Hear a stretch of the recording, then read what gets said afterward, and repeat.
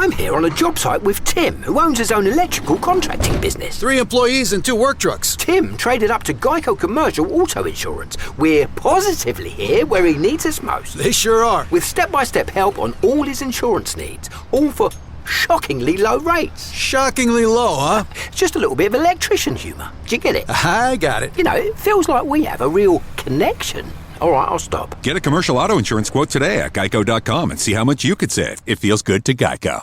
Okay, this is going to be really fun, and I've got one question for you, David. What was the best part of working on JAG? Well, aside from working with you, the best part probably was, and I've said this before, I think the best part was the opportunity to practice the craft that intensely every day for, as you know, sometimes 18, 20, insane hours. Do you remember, I was thinking about this the other day, do you remember that night, you and I don't know what, we must have been, I think we were going into hour 25 and Brad May was directing. And right. You opened your mouth to speak and it just was like, and I started to laugh. I couldn't stop laughing. We were laughing so hard. And Brad, I couldn't make more. I couldn't even speak. Couldn't even speak words. We were so tired. And Brad finally went, "You know what? Let's call it." We're done. That was the funniest thing I'd ever heard.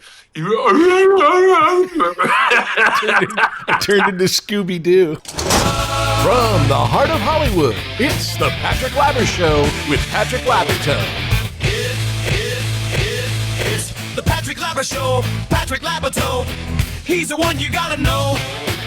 Tonight's episode, David James Elliott. Patrick Labyorteaux Show, he's the one you gotta know. Okay, you know him as Harmon Rabb Jr., ace fighter pilot, and a lawyer who showed daring and tenacity in the courtroom on the TV show Jag. I know him as the actor I have worked with more than any other human. Please welcome my buddy, David James Elliott. David, hey. Welcome. Love to be here. Loving being here, Patrick. I thank you so much for doing this.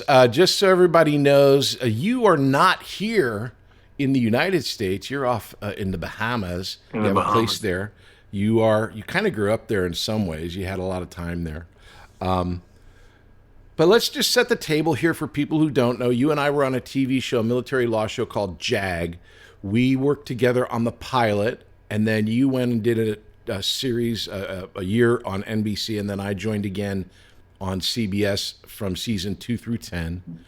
And like I said in the introduction, man, there is not one single person, including my wife, Tina, who we created a TV show. I've never worked with any one person more than you. And I mean, for you, it may be different, maybe with Catherine or somebody like that as far as hours on the set. But yeah, so that's how we know each other, like you're saying. It's like we've spent like hours, like real life together. So it's really great talking to you. And thanks for doing this. Thanks for having me, man.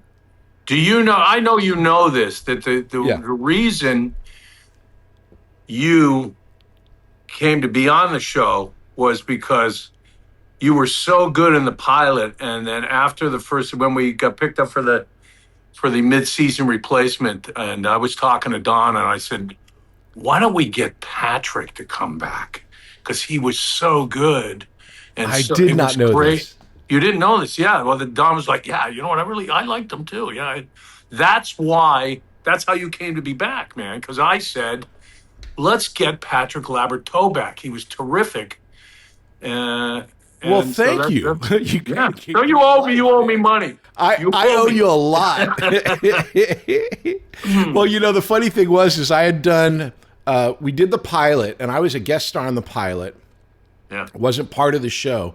But you and I got along together so quick, so fast that Don's not an idiot. I mean, he sees it. So, like, there when was you good chemistry. You were funny. You brought a nice tone to the show. Yeah, it's a balance that you guys. That if you know the show from the first year versus the second year, you can see where all the changes were. We'll get into that later. Okay. Yeah, I went off and I did another series for Fox. That's right. And I get this call. And it didn't go. Well, it went 8 episodes, and then when it got canceled, no one called me from Fox. I got the call from Don, And the Don says, "Hey, you want to be on a real show?" Yeah. Really? And that's how I found out that my show was canceled. Act 1, beginnings. But let's get back to David James Elliott. Okay, so beginnings, man. You're from Milton, Canada, which is, a huge, huge city. Everyone, it's world famous. Yeah. Why would a kid from Milton, how did you get to become an actor, man? What was it that was calling you? It was high school was closely, the end was approaching, and I was like, what the heck am I going to do? My father had always said, you guys are going to college. And I had I was not a great student. I had two always older brothers, was it? I have two brothers. I had two brothers. I have one brother now. One passed during the filming of Jag. He passed. Yeah. Oh, no, he didn't. No, it wasn't. No, my father passed when Jag was on. But my brother passed away later at another, when I was shooting a movie. I'd been attracted to more, I felt more of an artistic bent. I'd been in rock and roll bands. I tried to make a go of those. And then we were reading King Lear in this grade 13 in Ontario, Canada. You would go to grade 13 if you wanted to go to university. You had to go an extra year of high school. They don't do it anymore, but they did when I was there. It was the only province in Canada that did it. And we read King Lear, and the teacher said, you should be an actor. And I went, maybe that's, So my brother, who was in university at the time, talked to some guys in the theater program there, and they said, Ryerson Theater School was the best theater school in Canada. If you were going to go somewhere, you should go there. So I read Michael Shirtleff's How to Audition, because I'd never even seen a play. I knew nothing about being an actor. I read this book, and I went in and I auditioned, and out of, it was a 3-day process. You spent all day there dancing, singing, doing improv, and whatever weird exercises for 3 days. And out of 1,200 people, they picked 30, and somehow I landed in there. And they said they saw a diamond in the rough. And I think out of my class, I'm certainly the most successful guy that came out of there in my class, So the guy voted least likely to succeed. You're self-selecting yourself out of, by doing these things. Because, again, this is not a business that it's a lot of work to be a success in this business. You can have a surprise, someone finds you, you become like a star out of nowhere. But those type of people usually don't continue. It's the work that you put in. And then you went on to Stratford and did Shakespeare there, right? Yeah. Which is this huge festival in Canada. For how long were you there for? I was there for 2 seasons. They offered me a third, but I turned them down. And the way I got there was, we were coming to the end of my time in theater school, like the end of, it was almost over. And there was a girl in my class who had a boyfriend who was actually a friend of my older brother's, who had gone to the same university he did, York. And he told me where the auditions for Stratford were. And I didn't have one. So I went and crashed. I just went and sat in the waiting room. And somebody came out, they'd call a name, people would go in. And eventually the guy came out and he looked at me and he goes, who are you? And I said, listen, I don't have an audition, but if a slot opens up, I'd love an opportunity. And he gave me a curious look, and he went back in, and he came back out about 15 minutes later after the last guy, and he goes, come on in. I did it, and I got in. So that's how I wound up at Stratford. And then I won. So that's a really traditional, structured performance. When you're doing Shakespeare, it's very, very obviously Shakespearean dialogue and Shakespearean settings and the scansion and all the stuff that you're working on, the language itself. It does not lend itself to being naturalistic, but you have to bring that naturalistic quality so that you can connect with the audience. How much do you look at that training as how did that affect you as an actor? I mean, what did you get from it? I mean, in so many ways. I mean, because Shakespeare's not something, you don't go off script on Shakespeare, right? You got to be, you have to be word perfect. And so, and plus, he's I mean, he's possibly the greatest poet that ever lived. The the way he structured his pieces, the characters. I mean, there's nothing missing. So Yeah. if you can handle that, you can handle most things. I would think. Oh, for sure. So it was Did great. you have training. a favorite that you did there? What was your when you left? One of the there, greatest I'm sure things that I got there, because I didn't play any of the big roles. I understudied some bigger roles, but I got to watch the best in the world, the best classical work actors in the world, like Brian Bedford or John Neville, Douglas Campbell, to watch these guys, because we would do 4 play, or I did generally 3, but I did 4. The first seasons I did Tartuffe, the Scottish play, Romeo and Juliet, and As You Like It, and I was in those 4 plays, and every night I got to watch these guys and how they worked, and it was just fascinating. And then at night, we would often do, certainly in the beginning in the rehearsal process, which lasted a couple of months before they mounted the pieces, they'd also, these guys would give classes for the younger people. Oh, so wow. you would get to do these classes. And then we started to put on our own plays for the company at night. So we'd rehearse at the end of a long day of rehearsing. We'd work on a play that we wanted to show. And then on a weekend or a Friday night, we would mount it in the rehearsal space for the company. So Right. it was just a really intense time to just be all about your craft. It didn't get any better than that. It was a really awesome experience. So fortunate. We'll talk about the details later, but I can see this base of yours, how it lasted, because I began working with you. You're not a one of those I don't care guys. You really care. You work on your script, you annotate your script, you look at it, you think about it. And I think that comes from, having broken down all of this stuff and understanding how you create a character, where it comes from. Right. But I got to talk to you about something that I kind of don't know anything about, and you know all about, which is there's, as everyone knows, there's the United States and then there's Canada. And we both speak English and some speak French. Right. But like there's this huge other industry in Canada where you thrived for a long time working in Canada, where when I was going through your credits, obviously I recognize you and I'll pick out 1 or 2 other people, but there are huge stars of these TV shows in Canada that we've never heard about in the United States. And it's like a whole separate industry up there. How is breaking into the Canadian industry different than breaking into the Hollywood industry? It's changed a lot since I was there. I left in the late 80s, and it was a completely different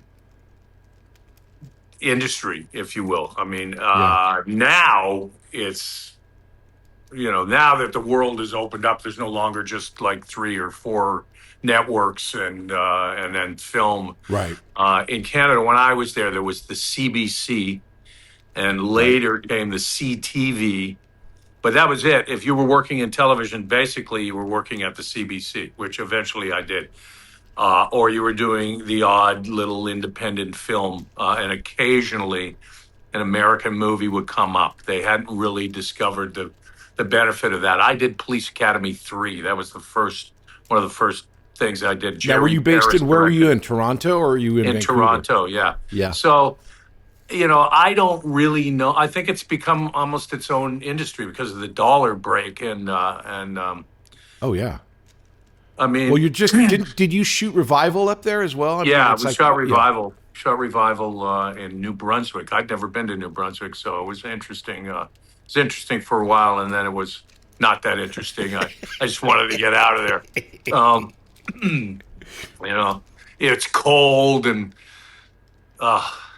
Well, I did, because in the 80s, Stephen Cannell in Vancouver had all these shows, and I did a bunch of these shows, and I did a couple movies in Vancouver, and, came to love Canadians because they're awesome.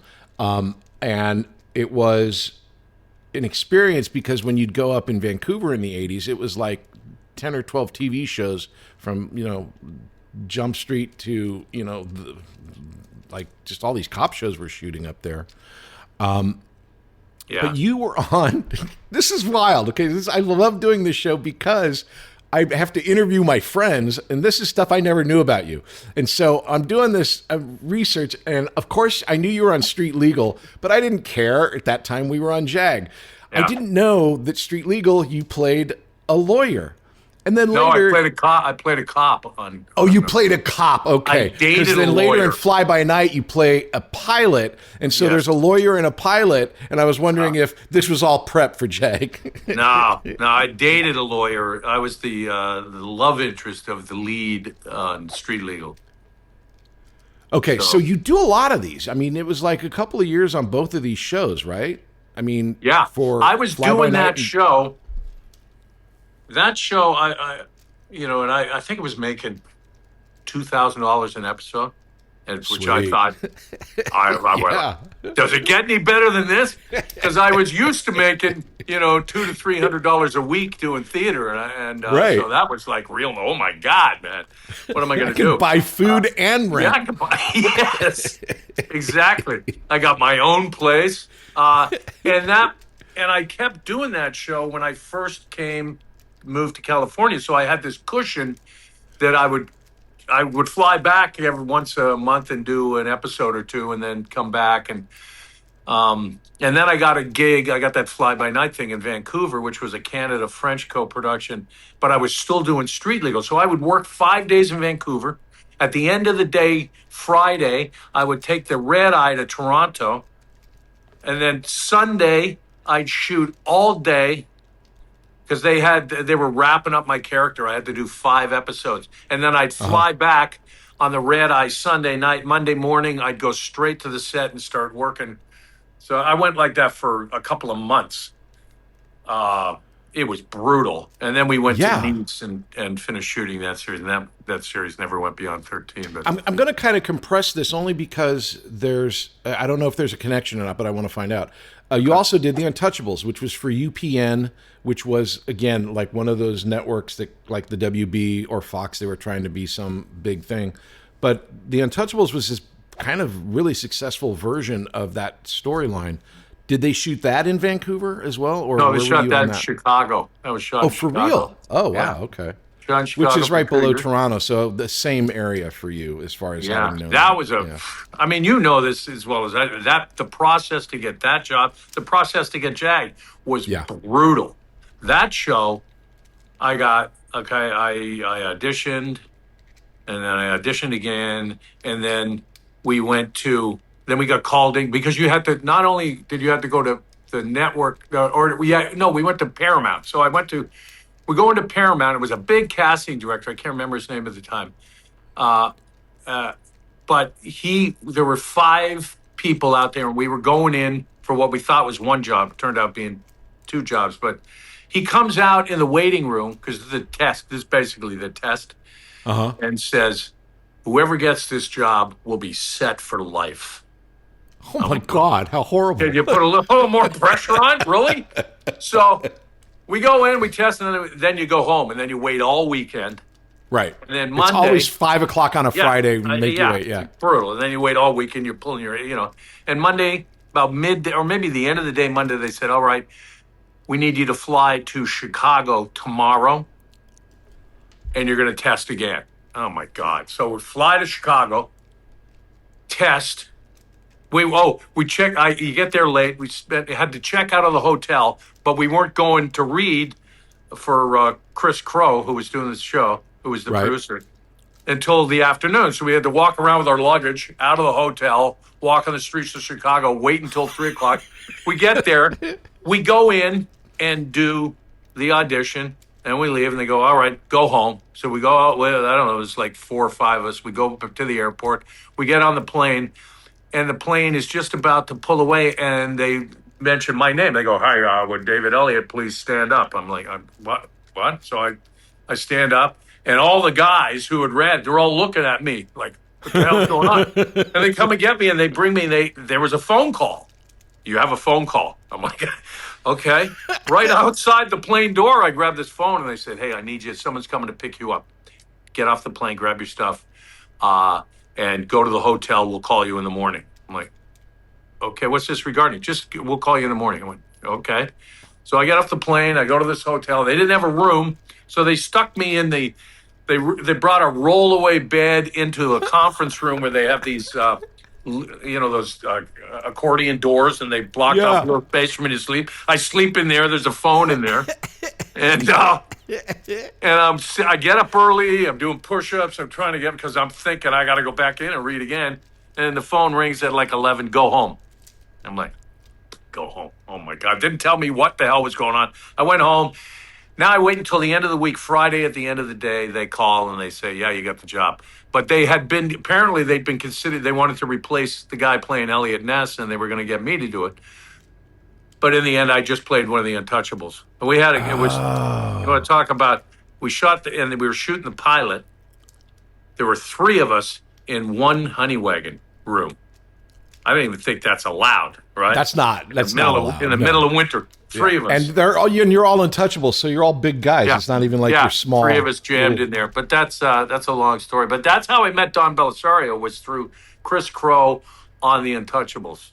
I went in and tested. Well, because Don and him have worked together before. He ended up writing on stuff as well. But he did? Oh, is that okay? Later, well, Don was doing another series, which was kind of like an amalgam of every series he'd done prior.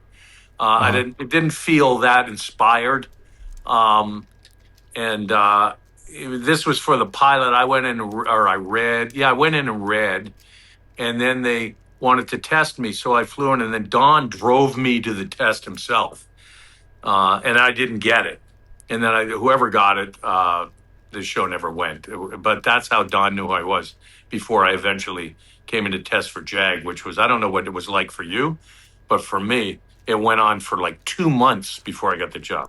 The secret is out. With millions of younger-looking customers across the country, Plexiderm is one of the most highly sought-after products on the market. It visibly shrinks under eye bags and smooths out crow's feet in minutes, and the effects last up to 10 hours. Influencers love it, magazines feature it, and people just can't get enough of it. As a matter of fact, Elle Magazine gave it an Editor's Choice Award as Best Instant Wrinkle Filler for 2025. In as little as 10 minutes, Plexiderm reduces the appearance of fine lines, wrinkles, and those dreaded under-eye bags. So yes, you can look years younger in minutes, and the effects last for hours. No surgery, no gimmicks, just results. The best news, you can try Plexiderm for only $14.95. Plus, get free shipping. Don't wait. Order Plexiderm today. Visit plexiderm.com/special. That's plexiderm.com/special. Paid for by Sheer Science.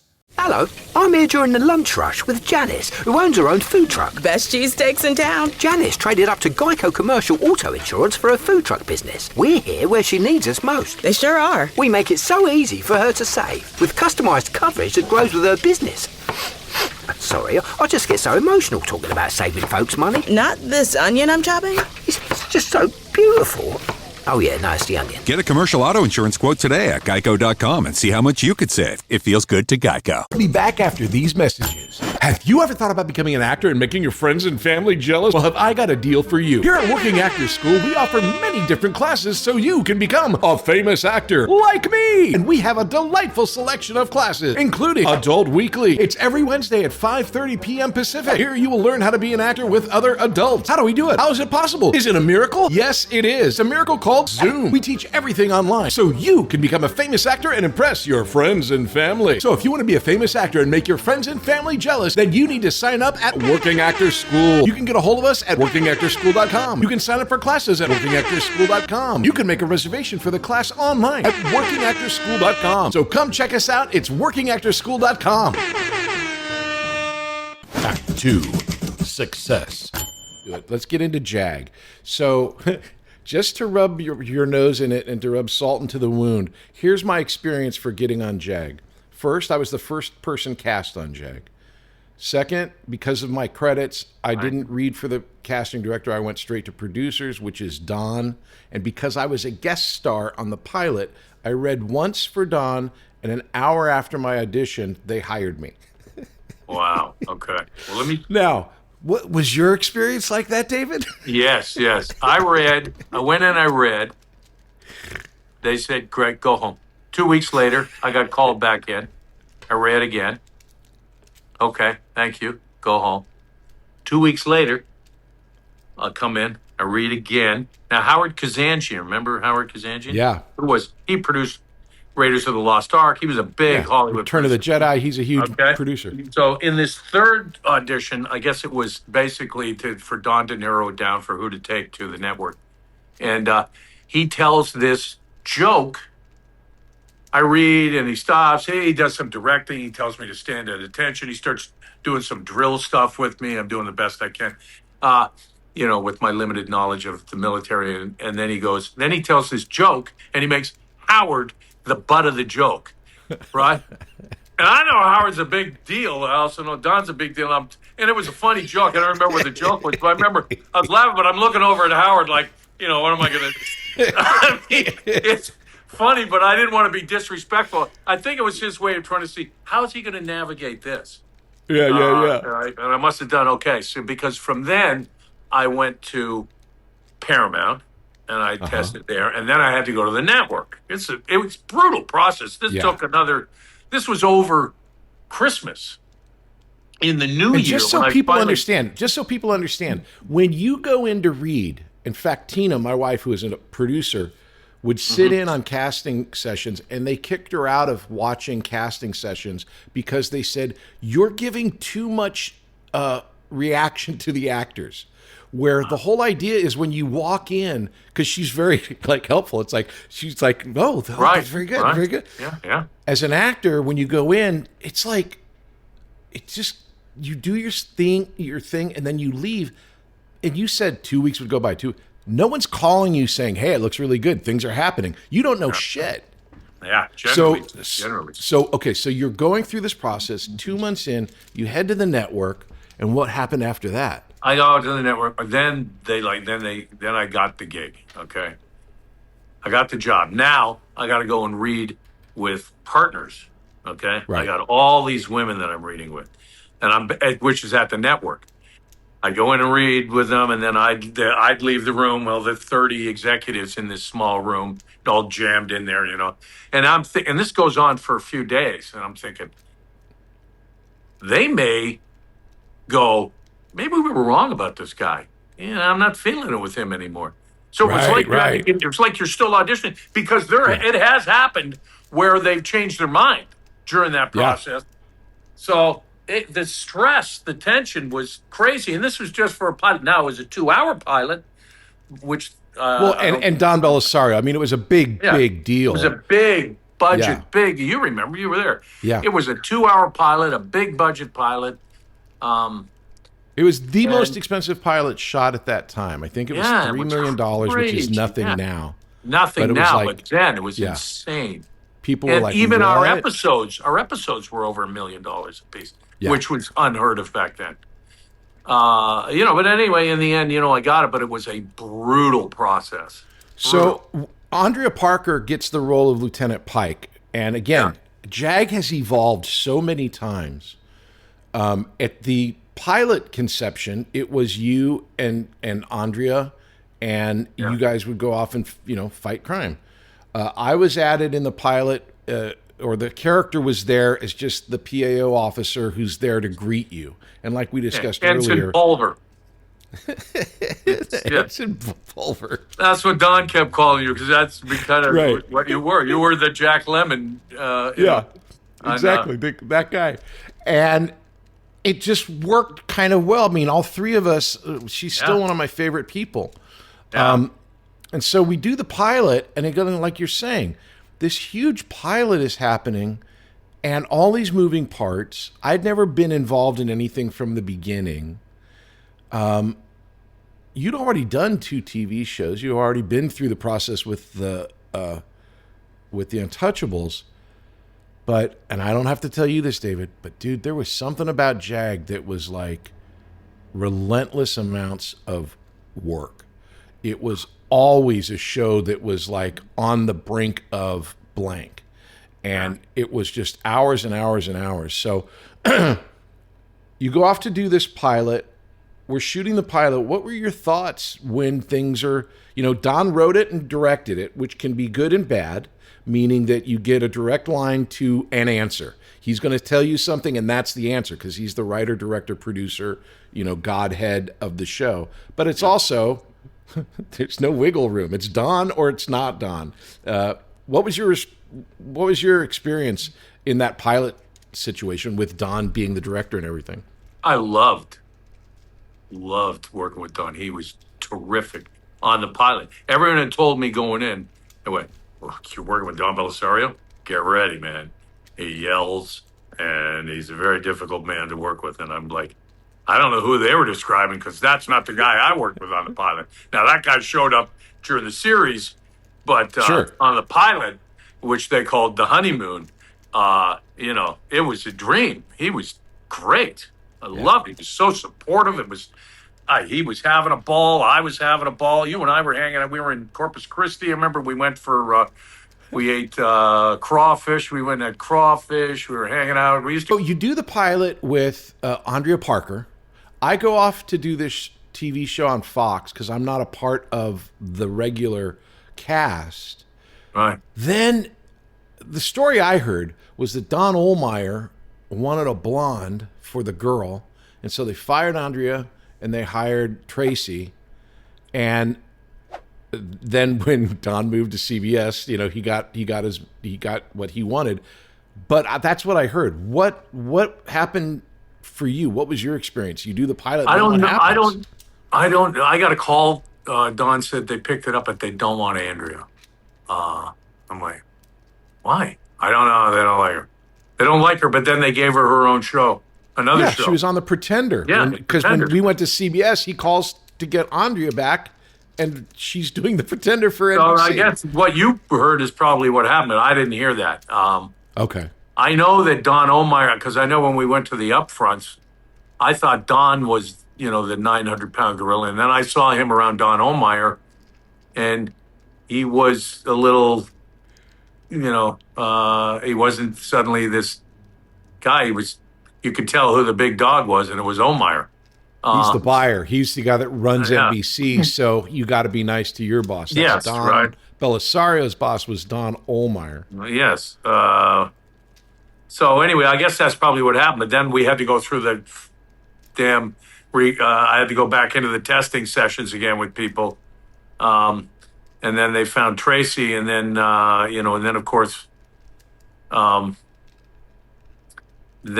NBC dropped the show. NBC was never really behind the show. It was an odd. Right, they kept moving it. They put it on different nights. It was on Wednesday. It was on Tuesday. It was on Friday. It was on Saturday. It was like, and they never let anybody know where it was. The only reason we had an audience is people found it. People who liked the show liked it. Now, remember, this was during the Clinton administration. They were downsizing the military. People weren't really interested in a military show. They'd been beaten to death with Vietnam movies. It was kind of dragging. And then they dropped it. While we were shooting, what Don decided, the last episode is going to be a cliffhanger. That way, if they drop it, they're going to be left with a little mud on their face.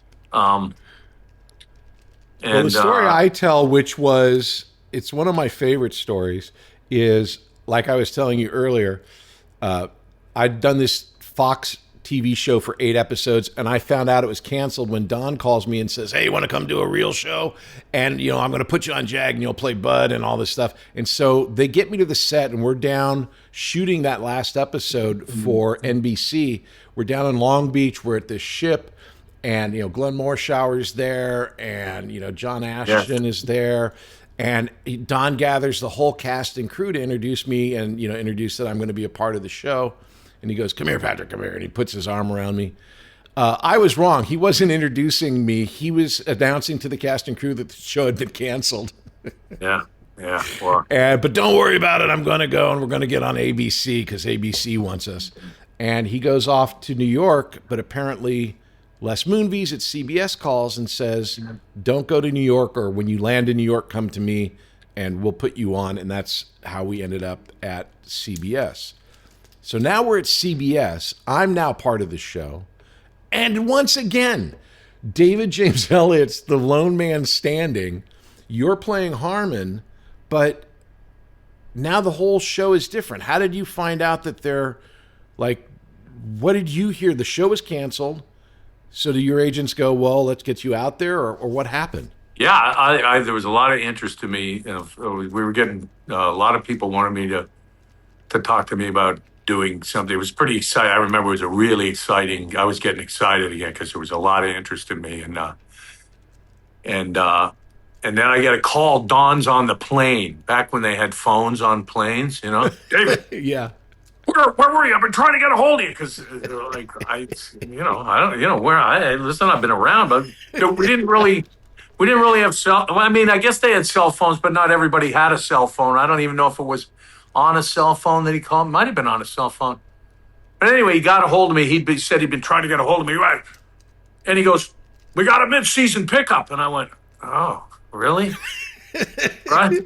"You don't sound excited." I go, "Because I'm not. I got some exciting stuff over here, but I'm still under contract. There's nothing I can do about it. He still owned me, And it's like, I'm like, no, I'm excited. I just, and that's when I found out we got a mid-season replacement. I'm like, oh God. So mid-season replacement, if you don't know, is when you get a brand new show, you get a full season order, which at the time was 22 to 24 episodes. The reason you weren't excited was because when you negotiate your contract as somebody that is unknown, basically, you get a certain amount of money because you're the lead, which is great. But by this time, you'd been on network TV for a year. So I'm sure any offer that's coming in now is going to be way beyond whatever quote you're getting for JAG. Yeah. But because you're under contract, a mid-season means you're going to do half the amount of episodes. They put you on starting in January, and now you're going to be your rate is the same, but your episode number is cut in half. So you're losing a ton of money. And also this show, which, we know what happened at the end, ran for 10 years, was a great success. But at this point, it's like exhausting. It's changed 3 times, and it's not even in its second season yet.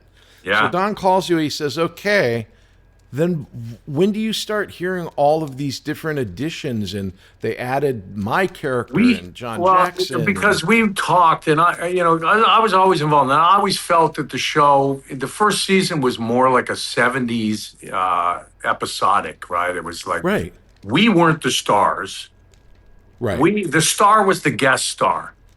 And you had a script that was 65 pages. Now a script is like 46 pages, right? Yeah. 47 pages. But back then it was 65 pages. You had an opportunity in the 70s when you watched episodic. You had an opportunity to get invested in the guest star. Now you don't really have. And this is one of the reasons why procedurals work. That's the star. Everybody supports the process they get to.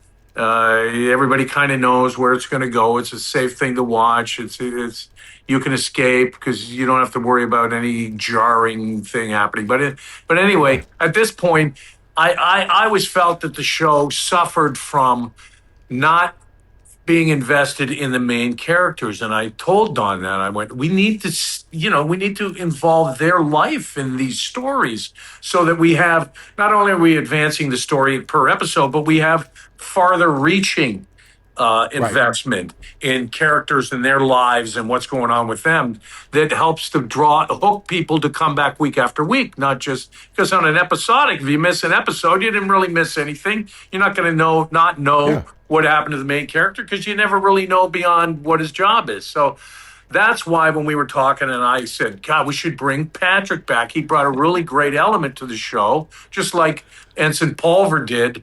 What was it on Mutiny and the Bounty? Is that not Mutiny and the Bounty, but the Cane Mutiny, Strawberry. Cane Mutiny. I think that was it, right? Or whatever film it was. The Cane Mutiny. Which was a nice relief from this. So it just made a more roundabout and more investment friendly show.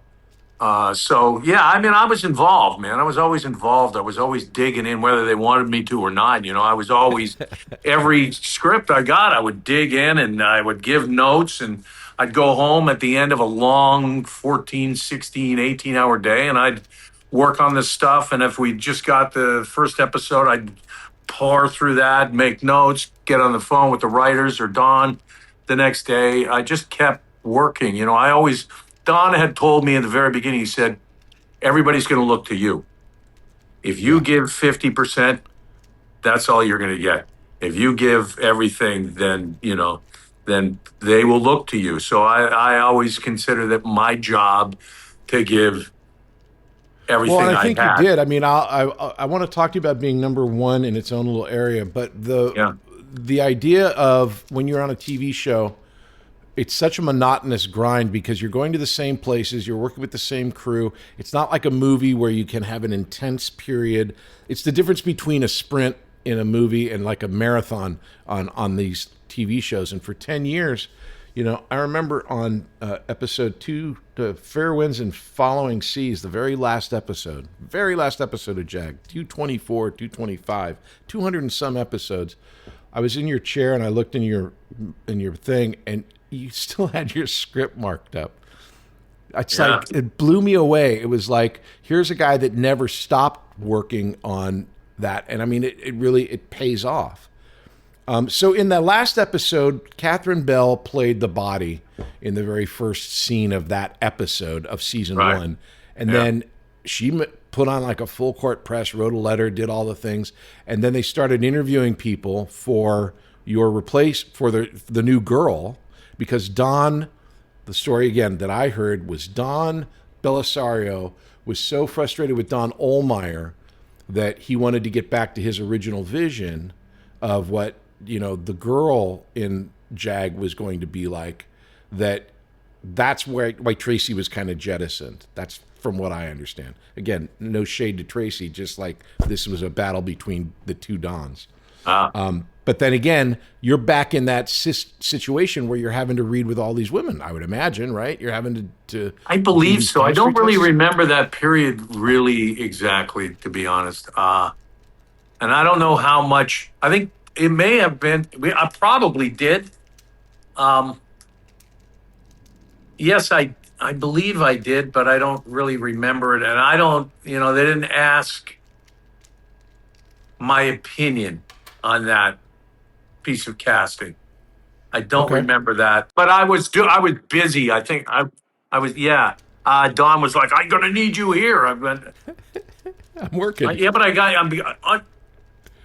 I said I'm gonna make more on this miniseries than I'll make for the whole season of JAG. Yeah. I don't care. I said I can buy a house. I got a family. I got a child. I need to buy a house. Listen, I went. I remember that and apparently Warren Littlefield called him and said, "Don't worry about it. If you need him back here, we'll fly him back. But I need him on this." So he's going to do it because Don. This was when I first saw a side of Don that I had not seen before because he told me, he said, "You know what? You're not going to do it. Let me tell you a story about Tom Selleck. They cast him in Raiders of the Lost Ark, and I wouldn't let him do it. And I'm not going to let you do this either." I'm like, why? Why? Come on, man. I thought you were like a nice guy. And then I went, oh, my God, there's the guy that everybody told me, you know. In the end, he lost that because Warren Littlefield called him and said, "Hey, I need him to do this." So he's doing it. But, so we end up at season 2 of JAG, which is also like season 1 of JAG, because this is kind of the form that then went on for another 8 years or 9 years or however long it was as far as from this point.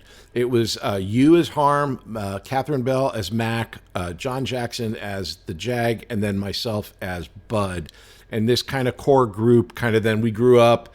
The lawyers were added, different things. We had JAG Ops. It became more of a structured idea because that first season was like, you guys were all over the world. I don't even think you had a standing set. So it was like, no, we didn't. I mean, yeah. So let's talk about this one thing, which I talk about a lot in different formats, but I want to talk about specifically because we were both there.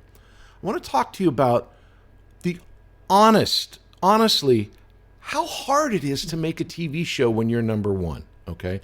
Number one means that you're the first person on the call sheet because you're in most of the scenes, because you are the star of the show, which is who you are in JAG. You're Harmon Rabb Jr. You're practically in every single shot, with the exception later on of the teasers where, kind of like the event happens and you're usually not in that. But then after that, you're practically in everything.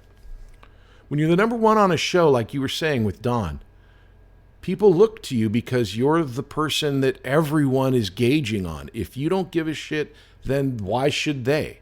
If you care about it, then this guy really cares. We got to work hard at it. So there's a lot of responsibility there. The thing that was added to with JAG, and the thing that I never could fathom for me watching you, if you watch JAG, I gain and lose 50 pounds multiple times over the series of the show, right? I'm like, when I'm stressed, I'm at the craft service table. When, I'm happy, I'm, exercising. But when you're the lead of a show, not only are we working crazy hours, but you got to actually look good. That's part of your job, is to look good. Talk to me a little bit about the amount of stress, because people think, TV stars, it's easy. All you got to do is go in and say a few lines and everyone does the work for you. This is the real schedule. On Monday, we would start at 6:30 and we would work for 12 to 14 hours average. That was the good years on That JAG. was the good years at the end. The good years. In By the beginning, Friday, it was we at were least usually getting a 16 call. hours. It was the first season was just, that's why we know each other so well. Like you were saying earlier, we would spend days together. By Friday, you're getting your call at 3:30 in the afternoon because you know you're going to work all night and then have a forced call on Monday. So the amount of hours that people put into this business, and that's us, that's the actors. There's the drivers, there's the crew, there's the camera, there's the sound, there's makeup. All of them have to be there. So everybody is in this together. What was your experience when you started this show? Because for 10 years, you were on. And that's got to be like so stressful. I got a call in the first season. We had who was the DP? Tom Del Ruth. Tom Del Ruth. Okay, so we're about 4, 5 episodes in, and we're working 18, 19-hour days every day. I remember one day we were like 26 hours. We were lining up for third meal Saturday at like noon. We'd been, and people are taking individual orders. I'm like, this is insane. What are we doing? And Tom goes to Don and says, your boy's not looking so good. And I get this call from Don, right? And Don goes, David, are you burning the candle at both ends? Because you know what? Tom tells me you're not looking good. I'm looking at dailies. I said, well, first off, Don, I don't drink. So to burn the candle, when would I have time? I look like when you have a candle. You're working me to death. I'm dragging in here. My eyeballs are hanging on the ground at the end every day. Oh, my God. Okay. All right. Okay. No, I understand. All right. And then he left it alone. But those are the crazy. It's crazy. Nobody could figure out how to make this show. It wasn't until really Brad May. Brad May came in and showed them how we could do this show and only work 12-hour days, because before him, we had guys like Alan Levy and these other guys who come in and they would just crush you. It was like they didn't want to leave the set. We're like, do you not want to go home? How many takes of this do we have to do? We're going on 15 and you're going, you know what, just give me one, just change the frame, okay, all right, let's go again. I'm going, oh my God, man, it was brutal. You remember. Well, like you said, when we worked on the pilot, one of the great things with Don is he's the final say, right? So he knows what he wants, he wrote it, he produces it. The structure of working in television is it's a writer's medium. Don is a writer. He's the creator. They work on the scripts. And then when you get to the set, you hire these guys like Alan Levy or like, Ray Austin or whoever that have directed for their entire lives, and they are proficient. They are excellent directors for television. They know how to get things done. However, when you have a guy like Don Belisario, where the director is rethinking everything he's shooting because he goes, well, what if Don wants coverage? Meaning that, he needs close-ups in this to cut to. You don't get it. I think you're going to get an earful. That Brad May came up with was Brad was a cinematographer before he's a director. Brad would shoot these oneers without coverage, which allows you to take a scene that would take 5 hours to shoot and do it in 2. And kind of like put himself on the line for Don's wrath if Don says, there's nothing to cut to. Who am I cutting to? Yeah. Because he couldn't cut it. So there's all these political dynamics which have a lot to do with your day-to-day life. I mean, you literally lived at the set. You would drive home to sleep and then come back. Yeah. I was like that with you for the first couple of years, and then they kind of broke it up into the different storylines where, kind of we would have different things going on in the episodes. Yes. But those first couple of years were, to say it like that, first couple of years were, honestly, people just don't understand. It's not like I'm complaining because it was one of the best times of my life. I loved doing the show. I loved working with you and the crew and everybody. But yeah, it was crazy amount of hours. Okay, so we're working really, really hard on JAG. We worked with a guy by the name of Matt Siglock, with Brian Bernstein, with all these great guys that we kind of grew up together with, and just a really great. Matt was our military technical advisor. I always like to shout him out because the guy works so hard, and it's such a big part of the show. When we started going down these roads, like you were talking, that you wanted some sort of stakes for the character overall. Do you have like a favorite Harm storyline? Doesn't have to be an episode, but like, what did you like about working as Harm for so many years? I think I had favorite episodes, and I had guys I loved working with. I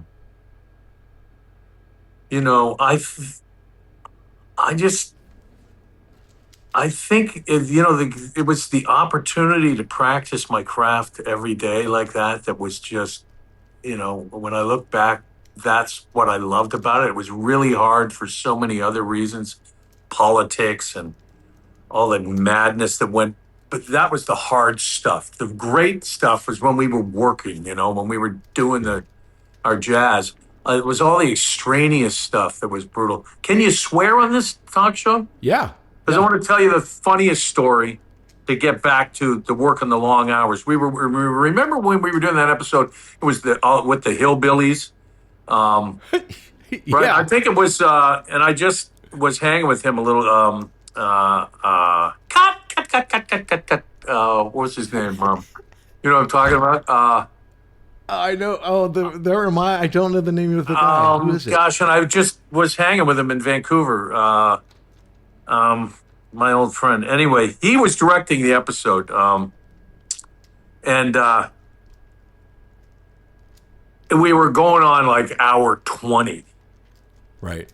And it's Saturday morning, and I'm just standing at the craft service table. I look over, and there's one of the grips. And I'm going, I don't even know how I'm trying to think. I can't even think. And he looks up at me and he goes, I would blow you on national TV if they would let me go home right now.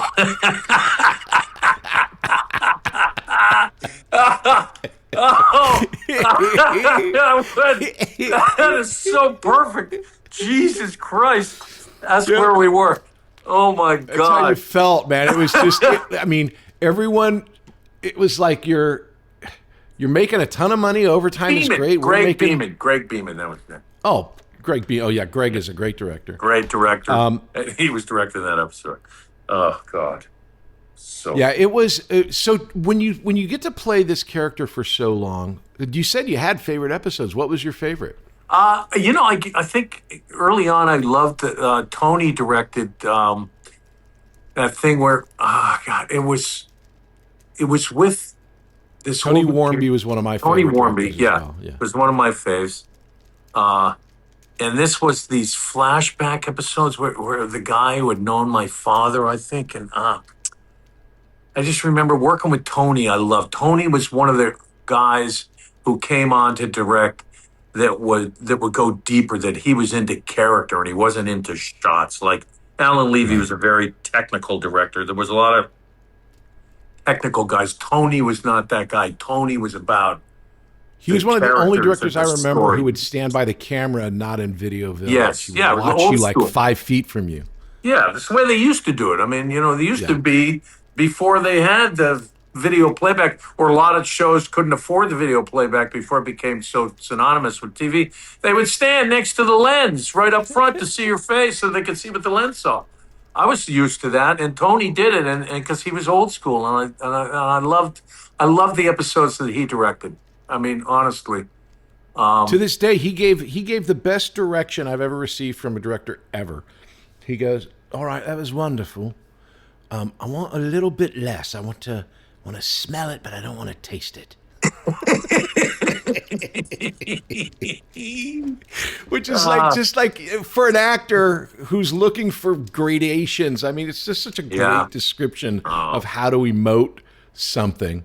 We'll be back after. The secret is out. With millions of younger-looking customers across the country, Plexiderm is one of the most highly sought-after products on the market. It visibly shrinks under eye bags and smooths out crow's feet in minutes, and the effects last up to 10 hours. Influencers love it, magazines feature it, and people just can't get enough of it. As a matter of fact, Elle Magazine gave it an Editor's Choice Award as Best Instant Wrinkle Filler for 2025. In as little as 10 minutes, Plexiderm reduces the appearance of fine lines, wrinkles, and those dreaded under-eye bags. So yes, you can look years younger in minutes, and the effects last for hours. No surgery, no gimmicks, just results. The best news, you can try Plexiderm for only $14.95. Plus, get free shipping. Don't wait. Order Plexiderm today. Visit plexiderm.com/special.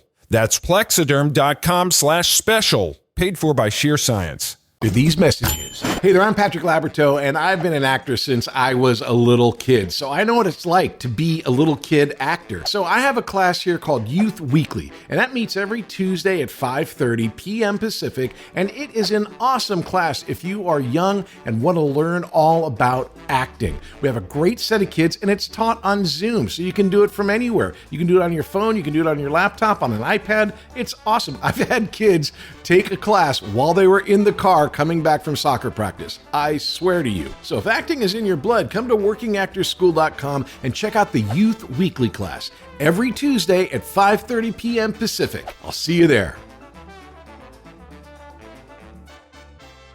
Act 3, present day. What would be the worst thing about working on JAG? I mean, no personal attacks. I don't care about that. No. At the time, I guess, right?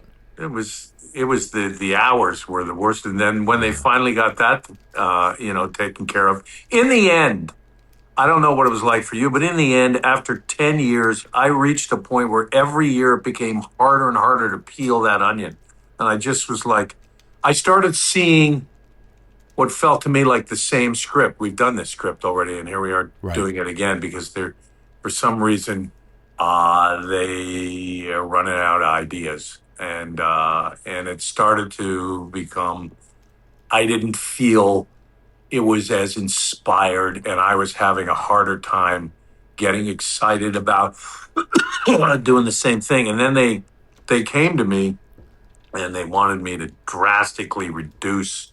They said, I don't know if we're going to be able to do this show anymore. Maybe we can do a couple movies, but your salary is going to have to go way down. And I'm like, I said, oh, okay. Is Don's salary going way down? Yeah. No. I went, well, then, why, I'm Scottish, then I'm right? out. Yeah. I mean, if everybody's doing it, or I'm the only guy who has to do it. I mean, come on, man. So, in the end, that's sort of when it died for me. I just went, it's just not that fun anymore. And Well, here's the things interesting started thing, to and I have a implode. theory about this too, for when you're talking about a TV show, right? So this is a perfect example of that. Harm and Mac, more specifically Harm, because it's through the whole series, he's like the center of the wheel, right? Yeah. Bud is on the outskirts of the wheel. So around the wheel, the center can't really change because that's who people are coming to see. That's what they So your designed. character, Yes. right. Yeah, and so my character, I lost my leg, I got married, I had kids, I had all these different things that I was playing, which Harm, what, you had a couple of little kids that you kind of adopted and took care of, but then you didn't. You had a relationship with Mac that was like, oh, the shippers were all at Twitter about, will they or won't they? And you play that will they or won't they for so long that, like you're saying, the cycle begins to repeat. Yeah.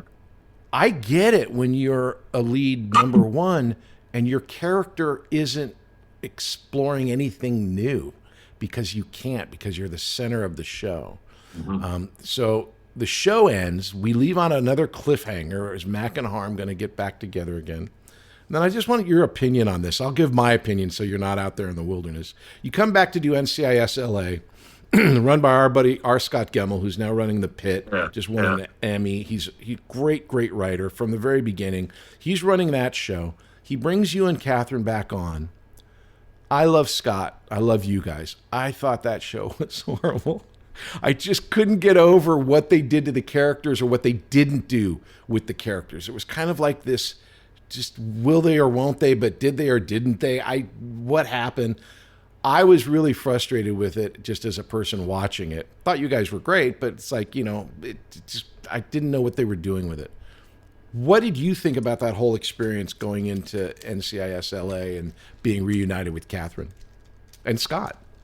Well, that was Scott's idea. I went to Scott and pitched an idea for a series, and in which the Harm character or somebody similar to the Harm character is now running the as an admiral is now running the Top Gun school in San Diego at Miramar, and he liked the idea, but he said, "Let's do this. Why don't I?" Because I think it was something that he always wanted to do. I think he wanted to bring back the Harm and Mac characters and resolve something on the show. So let's do, what, and we'll use that maybe as a launching point, and I'll go to CBS and I'll talk to them. I'll play with the idea. And he wrote a script that was terrific. It was a great script, man. It was really good. For this potential pilot. But CBS was going through some crazy stuff, and they were changing the guard, and when that comes in, everybody wants their fresh ideas, and they didn't want to do. I don't know. They didn't want to do whatever. They didn't dig it, and he got nowhere with them, and so I don't know what my opinion was, to be honest with you. I was pretty busy at the time. I was doing a movie. I came back. I was shooting those scenes, and I did it because he wanted me to, and I thought it would be a means to an end. And I love Scott. I still hang with Scott. Sometimes I have lunch with him and stuff. He's such a talented guy, and this new show is killing it. It's a great idea, and and he Another Canadian. I knew him. I didn't know him in Canada, but did you go to his wedding? I went to his wedding. Yeah, I went to his wedding. We were. I loved the guy, man. So I don't really have an opinion, to be honest with you. I don't even remember. Maybe I'm just. Yeah. It was curious to me because, again, there's a lot of reasons for things always when you're doing a creative thing. Yeah. As a fan, as a person who knew the characters, I just felt I needed to see you and Catherine in more scenes together, like to have face-to-face. I think your first interaction in the show is over screens, which, technically maybe there wasn't availability for both of you at the same. I don't know what it was, but it felt like it needed more of that. Let's get to this question, though. Everything's being rebooted. Yeah. Would you come back and be Harm? Would you be the Jag if they reboot? Yeah. No one's talking about it. Yeah, but I'll start the rumor now. I think. I said that you never say never. when I was out doing revival at Comic-Con, they asked that at, I think it was Entertainment Tonight, and then suddenly it made all these headlines that people talking about it. I mean, they're like, would you come back? I go, I guess I would have to be the John Jackson character where I'd be, as he wouldn't be trying cases, so it wouldn't be as much fun. They'd want somebody else, but, right? Who knows? I guess it would depend. It would depend on the script and depend on a lot of things. Well, but if I anyone's love the asking me, character. it doesn't depend. I'm already doing You're episodes of Jag. already, Oh God! I know there was. What was I going to say to you? I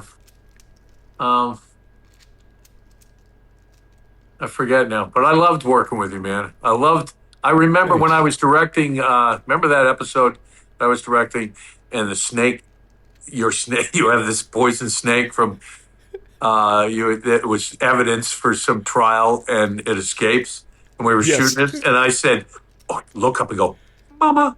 And the way you did it was, it was on the floor laughing. It was so. You look at the cage, you go, the snake's gone, and you look up and you go, Mama. It was so funny. Well, this goes back to when you spend that many hours, then it's just me trying to make David laugh. Let's talk about that. You directed 3 episodes. What was that whole experience? I loved that, man. That was okay. The first one. They told me you have to have every shot ready. You got to know every shot you're going to shoot in the whole episode. Producers are always afraid of actors who are directing the first time. They so don't I'm think going, they can do oh my it. God, man, I gotta.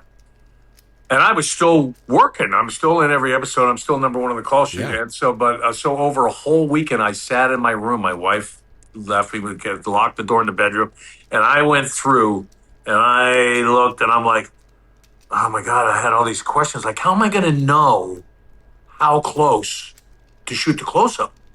How am I going to know? I'm trying to twist my head into. I'm watching stuff on TV. I'm trying to get a feel because I hadn't directed before, you know, and I'm trying to figure out how it's going to cut in my mind. Anyway, I went. It was exhausting, but I had a script. I still have it somewhere, and it is just annotated beyond. And I had that with me because you can't go off a plan unless you have a plan. You can't shoot from the hip as so many of these guys do, and it doesn't always work. But and then I discovered that you're going to know when you're shooting, when the close-up, you're going to know intuitively how close you want that shot. But when you're and also the other thing too, on a show like that where you've got a precedent of what the show looks like, your cinematographer is going to set your frame for the most part. As the director, you're going to go, I want to come down like this, and then you watch and you see what they're doing, and then you work together. And we had that. We had that. He was a great cinematographer, but then he says they were always on me about time. Time, you gotta go. Was Hugo your DP? No, at this point, Hugo. They were doing Don's other pilot. First Monday. Yeah, First Monday, and so I had Don.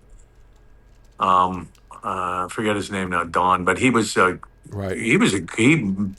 designed a beautiful shot, and I was like, Don, we got to move, and he goes, hey, when they hired me, they didn't ask me if I was fast, they asked me if I was good. I'm going, why are you doing this to me, man? They're killing me. It's my first direction opportunity, and you're gonna lay that on me? Really, man? You can't work with me a little bit? Come on, dude. Anyway, I loved it. I loved seeing what I imagined coming to life. I loved directing you, really, a lot. You're having an actor as a director too can also be what you did, which was really good as a director, is you understood how to talk to me, but you didn't act through me. A lot of actor directors want to puppet the performances, but you didn't. That was good. I tell you who was. Have you directed more of anything, or did you just? No, I never did anymore. You know what I did do is remember. I think it was during the pilot we talked about, because I was telling you crazy experiences from my youth, and we thought we started talking about movie ideas, and you had given me this title, Bedlam, and I wrote the script for Bedlam. Really? Send it to you. Yeah, I wrote it. I remember the first thing was it was fade in, And it was like a bar fight in Milton, and it Yes. said the Middle Ages. Yes, and I use that. If you want, I'll send you the script. You can read it. I would love that. Now, you had a real band. What was, if I remember correctly, was the real band called the Lone Gunmen? No. No, what was your band's name for real? David? Oh, we were called the Assassinators. Which my brother had a band called the Sophisticados. That was for the bands, and the Dynamics was a band I was in. Well, while we're here, just quickly, David James Elliott is not your birth name. How did you get to be David James Elliott? Because somebody had my name in Canada when I joined the theater union. Somebody had my name, so they said you can't have that name, or the checks will wind up being sent to the wrong places. So you got to have a different name. So I went, crikey! And there was a name that I wanted that I wish I'd taken, which was my uncle's name. His name was James Layden. That's a great name. And my very heavy drama name. James Layden, man. Academy Award winner James Layden. My teacher, my teacher at theater school said, "Well, everybody's going to think you're related to Leo Layden." And I went, "Oh, I don't even know who Leo Layden is, and I still don't really know who Leo Layden was. I think he was a famous Canadian actor, or somewhat famous." So then I came up with, my mother said David Elliott, who had been my arch enemy growing up. I went, oh, okay, I'll go David Elliott. And then when I moved to the U.S., there was a David Elliott, right? And I went, Christ. So I thought, I'll get a middle initial. And so SAG said, well, here's the rule. If you want the middle initial, you have to get permission from David Elliott. So I call this guy and I said, hey, apparently I got to get your permission to use the middle initial to have David Elliott. And he goes, let me think about it for the weekend. And then he called me back and he said, no. I'm like, really? So then I had to add a third name, which my agent gave me. He goes, well, how about James? I went, okay, all right. I had a job. Oh yeah, I had Untouchables? China Beach, and I had to have a name. So I'm like, all right, we'll go with that. So that's how it happened. But it was by committee that I wound up with the name. I don't even really this like it. This isn't a regular question, but it's such a unique situation. You're famous as David James Elliott. You're known as that. I know you as that. Yeah. Do you when you think of yourself, who are you in your head? I guess I think of myself as David Elliott now, DJE. Yeah. Now. Yeah. I didn't for a long time, but now I do. Unless I'm in the Bahamas and then I got to deal with my legal name all the time, and then I become, my legal name. So, interesting. Yeah. Okay, so we did another project together, but we never worked together. We did, again, it was our friend Brad May, did a movie called The Storm, or Megastorm, or the Ultimate Storm. We were both in another big event movie for NBC. I played a paramedic, you played a general. But we never worked together. Right.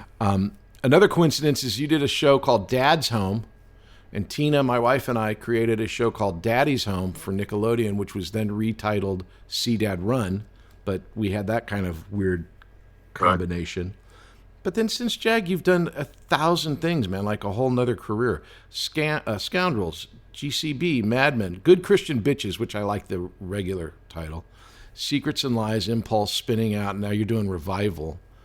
How did you like working on those shows compared to being the linchpin on JAG, where everything was nothing on your really. shoulders? I mean, it was great to play. Heels was a fun show that I recurred on,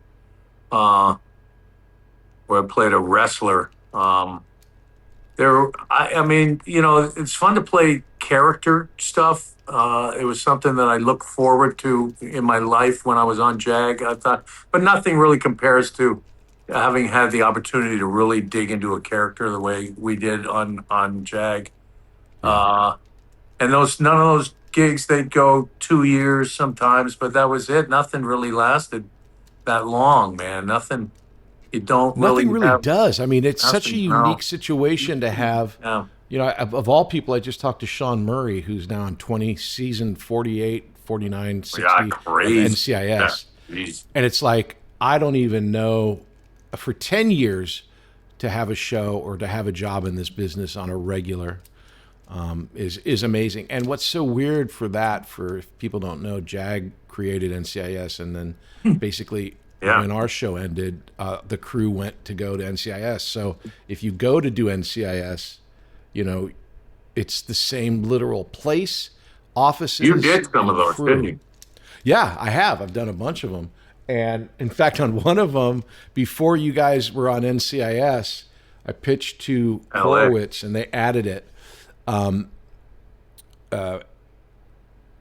said, people really want to know what happened to Harmon Mack. Can I add this line? And I added a line where I'm talking to Sean Murray, his character, whatever, Proby. He says, hey, how's Harmon Mack? And I go, oh, you'll never believe it. The secret, here's what's happened to Harmon Mack. Harmon Mack. And then right before I'm about to tell what happens to you guys, someone interrupts us and we have to go on with the scene. But I kind of like, did a little tease for everybody. We'll be back after these messages. Hey, I'm Patrick Labyorteaux, and I play an actor on TV, and I've been doing this for a long, long time. And I know what it's like if you are in a class with people and sometimes you just want to have that one-on-one connection with the person that you're working with to go over, I don't know, a particular scene, or maybe you have an audition, or maybe you just want the privacy to try stuff that you don't really know is going to work and not have anyone look at you. Well, I have the perfect solution for you. It's called One-on-One with Patrick Labyorteaux. You can book your time at workingactorsschool.com, and it's just me and you for an hour going over whatever it is you want to work on, breaking down the script, talking about character, figuring out your intention, the spine of the scene, everything that goes in to making a dynamite performance. So if you're interested in acting and want that one-on-one personal attention, check out One-on-One with Patrick Labyorteaux. You can find all the information you need at workingactorsschool.com. Act 4, questions. We're here at the questions. These are just standard questions that you can, answer or not. Real simple. First one, they're called Tina's Gotta Know, because Tina came up with these questions.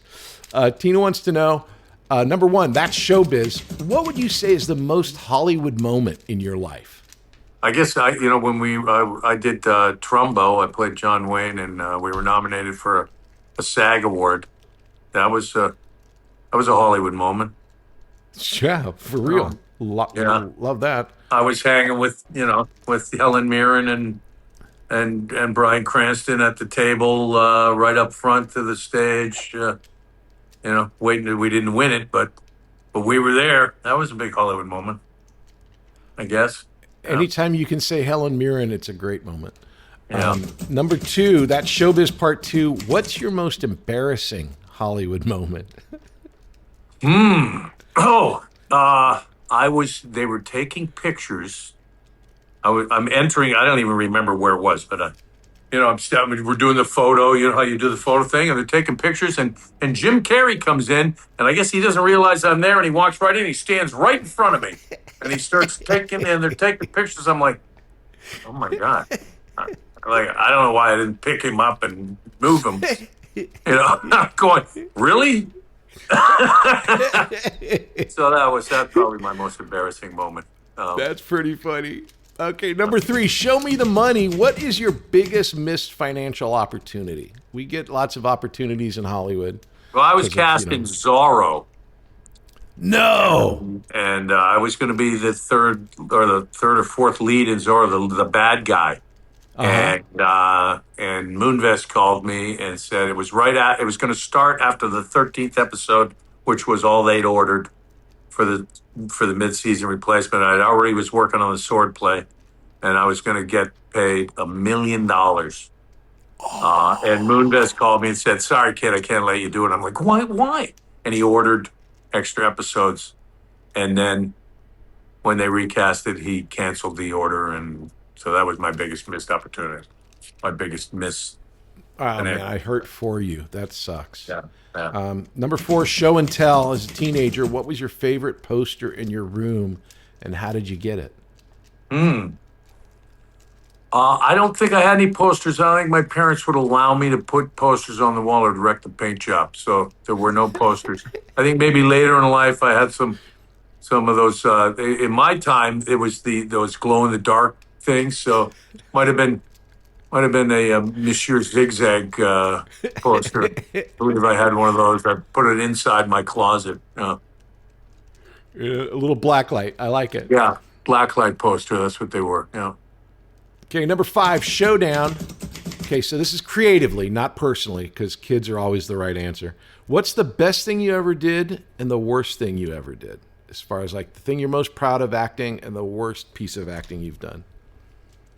Oh God, I don't know. I mean, there's so many, probably so many bad ones. Here's the thing about me is I don't watch. I stopped. Well, I used to watch dailies when JAG started, and then after a while, I went, I can't do that. It's out of my control. It's no longer has anything to do with me, so I don't watch. I make my wife watch stuff and let me know if it was any good. So I can't really say. I was forced to watch Trumbo because I had to keep going to these, screenings and stuff. And in the end, I didn't, there were really some stuff in there that I was very proud of, probably. And as far as the worst goes, there's just probably too many to imagine. I just imagine, but I don't know. You could tell Well, then me. instead of that, then what was your favorite shooting experience and your least favorite shooting experience? They may both have been on JAG. Could very well be. Yeah. Yeah. Yes. 225 hours. That's a lot. There was, of TV. yeah. I mean, because I don't want to, some stuff I think is best left unsaid. But yeah, they may both have been on JAG, really. Although, I've had some amazing, beautiful experiences working with people on shows and then other things that are just, status quo. I mean, just, and there's been some really uncomfortable things that I've had to do that I would rather not relive here on the Patrick Labyorteaux show. But suffice it to say that maybe they were both on JAG. Fair answer. Okay. No show.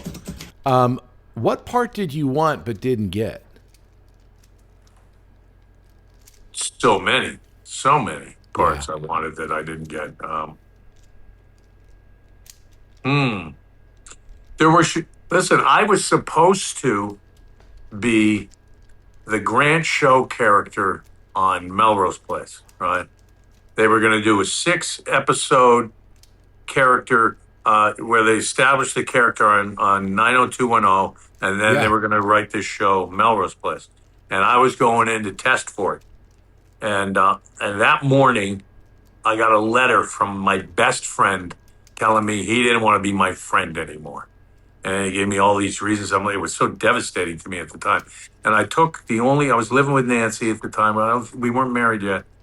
I don't think we were married. Anyway, we had one car, and I'm going to Fox to test I'd gone through all the stuff I'd read for, what they called Papa spelling. Very interesting experience. I'm reading in his office, and he's got his pipe, and he leans right into my face. Sucking on the pipe. And I'm like, I'm trying to read him. It was so bizarre. Anyway, then I'm going to test at Fox, and on the way there, this guy comes flying out of an alley and T-bones me. Totals the car. Knocked me flying into the other side of the car. I get out. I'm like, oh my God, I got to go to this screen test. I had to call a cab. They towed the car away. I got in this cab. I make it there. I get there late. I'm a little shook. I go in and I fall apart. And it was Buck Edelman Casting who cast it, and I didn't get it. It went to Grant Show. Wow. But I get this call to show up from my agent, said, Buck Edelman want you to come to their office. It was in the Valley. They want you to come there today. I go there. Across from Radford, if I remember correctly. Yeah, and they say, I go in the office and they go, what happened to you? It was your job going in and you blew it. You embarrassed us. you will never be called in on anything with us ever again. I'm going, well, it's not bad enough that I didn't get it? You had to make me drive all the way over here to tell me this? It was bizarre. So that was a very unpleasant experience. Oh my God, I've never heard of anything like that. I used to date a girl who was in Mary Buck's office, and for her to go that far, they must have gotten reamed out. I guess they must have got reamed. That doesn't make any. I tried to explain to them; they didn't seem to care. So that sucks. But you know what? I wouldn't have got JAG had I have got that. That would have been a whole other trajectory. Right. Well, no, there's reason. I mean, it's that the destiny the thing. Reason for everything. Yeah. Yeah. All right, number 7. What movie has most influenced you when you watch movies? What's the one that you look back to and go, there's so many movies that I love. Patton was a movie I would watch because it when I felt like it was never going to turn my way. There's a scene in Patton where he's lamenting the fact that he'd been pulled, right, because he slapped the soldier and they made him. He had to go do all this embarrassing stuff. He had to, and he's standing in a hallway and he turns. The secret is out. With millions of younger-looking customers across the country, Plexiderm is one of the most highly sought-after products on the market. It visibly shrinks under eye bags and smooths out crow's feet in minutes, and the effects last up to 10 hours. Influencers love it, magazines feature it, and people just can't get enough of it. As a matter of fact, Elle Magazine gave it an Editor's Choice Award as Best Instant Wrinkle Filler for 2025. In as little as 10 minutes, Plexiderm reduces the appearance of fine lines, wrinkles, and those dreaded under-eye bags. So yes, you can look years younger in minutes, and the effects last for hours. No surgery, no gimmicks, just results. The best news, you can try Plexiderm for only $14.95. Plus, get free shipping. Don't wait. Order Plexiderm today. Visit plexiderm.com/special. That's plexiderm.com/special. Paid for by Sheer Science. To his aide, and he goes, "I'll get a command." I know he knew it was going to happen. He just decided that this was, God would not have brought me this far to let me down. Now he wouldn't do it. I'll get a command. That and The Greatest Story Ever Told. I used to watch that when I felt like things were never going to turn my way. Those two, in that respect, are movies that I would go to. It's funny you bring up Patton because I never realized it before this moment, but whenever I'm doing Don Belisario, that's who I'm doing. He's Patton to me. George C. Scott, man. I read Patton's autobiography that he wrote from his journals during the war, and that movie is pretty much right out of that book. It's fascinating. What an interesting guy. Yeah. So moving on to number 8, Show Me Again can be a completely different one. What movie do you rewatch the most? What's your comfort movie? You probably wouldn't see this movie coming, but Notting Hill I may have seen maybe more than any movie. It's a great movie. I think it's a perfect movie. There are a lot of comedies that we watch. Nancy and I rewatch, but Notting Hill, I think, is the one we watch the most. I also watch The Count of Monte Cristo, the older one, a lot. Love that movie. You turned me on to a movie with Michael Caine called Shock to the System. Yes. What a great! I've seen that maybe 10 times. Isn't it? A bibbity boppity. Yeah. So good. All right, and finally, show me some love. What's your favorite performance of mine? Well, it was weren't you the pizza delivery guy in what was that? Three Ninjas. Yes. No way. Yeah. No, Bud. It wouldn't be Bud. Bud is my favorite Labyorteaux. Yeah. So. Well, this episode obviously is really special because, like I said at the top of it, and we've kind of alluded to it, I don't know of any other person that I will ever be as close to professionally as far as working the amount of hours that you and I work together. And so many of those hours. Because, look, friendships, time, people, you're always going to have days that are bad or days that you just I can't get over. I want to get out of this day. But for the most part, I want to say this to you specifically. I really, really appreciate what you brought to being number one on the show.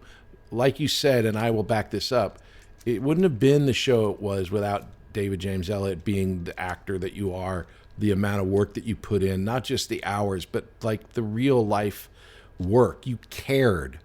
And when that happens, and when you have my job there was to be funny and to bring in levity. And a lot of people, just because Harm wasn't, the biggest crack up, don't know that you're a really funny guy. That you saw that and you helped fight for that, or you would, you'd say the right thing to the right director, and like, oh no, that's kind of funny, keep that in, which, is a big deal for another actor to have someone kind of in your corner, on your side. Yeah. Obviously, JAG's a huge part of my life. Found my wife there. We had a kid. You and Nancy had a couple kids during the show. Nancy was on the show. But this was really special. I really want to thank you for doing this, and it was great. Thank you. Thanks, man. I love being on your show. It's the Patrick Labyorteaux Show. Patrick Labyorteaux. He's the one you gotta know. Hey, everybody. I'm so glad that you're enjoying the podcast and checking it out. It is an audio podcast wherever you get your audio podcast, and it's a video podcast over on YouTube. My socials are all patrick.labyorteaux. And that is on Instagram, on YouTube, on TikTok. I'm everywhere. If you want information on the school, you can go to workingactorsschool.com. We have classes going all the time. It's a lot of fun. I suggest you check it out. Hey, we'll see you next time. It's the Patrick Labyorteaux Show. Patrick Labyorteaux. He's the one you gotta know. If you like the show, please take a moment to rate, review, and subscribe. It really does help the show to grow. Thank you for listening.